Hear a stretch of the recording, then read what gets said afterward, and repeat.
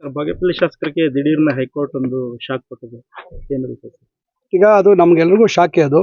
ಅದರಿಂದ ನೋಡೋಣ, ಅದಕ್ಕೆ ಮೇಲ್ಮನವಿ ಸಲ್ಲಿಸುವಂಥ ಅವಕಾಶಗಳಿದ್ದಾವೆ. ಅದು ಏನು ತೀರ್ಪಿನ ಸಾರಾಂಶ ನಮಗೇನು ಮಾಹಿತಿ ಪೂರ್ತಿ ಇಲ್ಲ. ಅದು ಯಾವ ಇದ್ರ ಮೇಲೆ ನ್ಯಾಯಾಧೀಶರು ತೀರ್ಮಾನ ಮಾಡಿದ್ದಾರೆ ಅಂತಕ್ಕಂಥದ್ದು ಮೇಲ್ಮನವಿ ಸಲ್ಲಿಸುವಂಥದ್ದಕ್ಕೆ ಅವಕಾಶ ಇರೋದ್ರಿಂದ ನೋಡೋಣ, ಅದಕ್ಕೆ ನಾವು ತೀರ್ಮಾನ ಮಾಡ್ತಾರೆ ಕಾನೂನು ತಜ್ಞರ ಜೊತೆ ಚರ್ಚೆ ಮಾಡಿ. ಸರ್, ವಿಶ್ವದ ಇದು ರಾಜ್ಯ ಸರ್ಕಾರ ಮತ್ತು ಕೇಂದ್ರ ಸರ್ಕಾರ ಎರಡೂ ಒಟ್ಟಿಗೆ ಇದು ಮಾಡಿರ್ತಕ್ಕಂಥದ್ದು. ಅದರಿಂದ ಇದು ತ್ವರಿತವಾಗಿ ಆಗಬೇಕು ಅಂತಕ್ಕಂಥ ದೃಷ್ಟಿಯಲ್ಲಿ ಮಾಡ್ತಾ ಇದ್ದೀವಿ.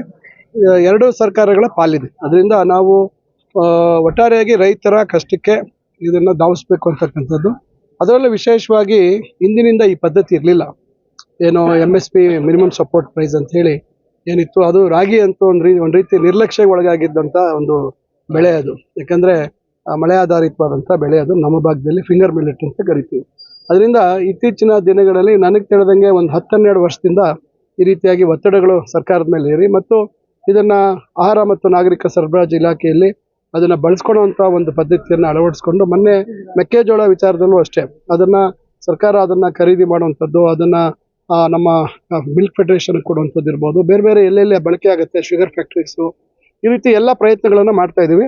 ಒಟ್ಟಾರೆಯಾಗಿ ಇವತ್ತು ನಮ್ಮ ಜಿಲ್ಲಾಧಿಕಾರಿಗಳು ಮತ್ತು ಎಲ್ಲ ಅಧಿಕಾರಿ ವರ್ಗದವರು ಬಹಳ ವ್ಯವಸ್ಥಿತವಾಗಿ ರೈತರಿಂದ ಸುಮಾರು 7,000ಕ್ಕಿಂತ ಹೆಚ್ಚು ರೈತರು ಜಿಲ್ಲೆಯಲ್ಲಿ ಗುರುತಿಸಿದ್ದಾರೆ, ಯಾರು ನೋಂದಣಿ ಮಾಡಿದ್ದಾರೆ. ಅವರ ಮುಖಾಂತರ ಸುಮಾರು 1,57,462-63 ಟನ್ ಇವತ್ತು ಕ್ವಿಂಟಾಲನ್ನು ನಾವು ಖರೀದಿ ಮಾಡುವಂಥದ್ದಕ್ಕೆ ಮಾಡ್ತಾ ಇದ್ದೀವಿ. ಅದರಿಂದ ಒಟ್ಟಾರೆಯಾಗಿ ಇದು ಉಪಯೋಗ ಆಗಬೇಕು.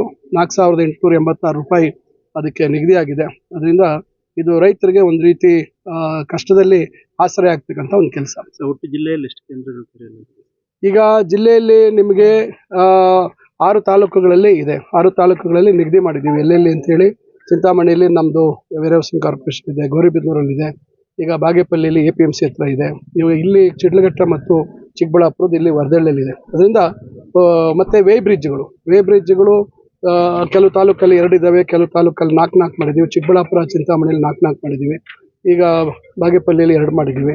ಈ ರೀತಿ ರೈತರಿಗೆ ಹೆಚ್ಚು ಕಷ್ಟ ಆಗದಿರ ಅವರಲ್ಲಿ ವೇ ಬ್ರಿಡ್ಜಲ್ಲಿ ತೂಕ ಹಾಕೊಂಡು ಬಂದರೆ ಇಲ್ಲಿ ಅದನ್ನು ಪರಿಶೀಲನೆ ಮಾಡಿಬಿಟ್ಟು ತ್ವರಿತವಾಗಿ ಅದನ್ನು ತಗೊಳ್ಳುವಂಥ ಕೆಲಸ ಆಗುತ್ತೆ. ಸರ್, ಬಾಗೇಪಲ್ಲಿ ಶಾಸಕರಿಗೆ ದಿಢೀರ್ನ ಹೈಕೋರ್ಟ್ ಒಂದು ಶಾಕ್ ಕೊಟ್ಟಿದೆ. ಏನು ವಿಷಯ ಸರ್?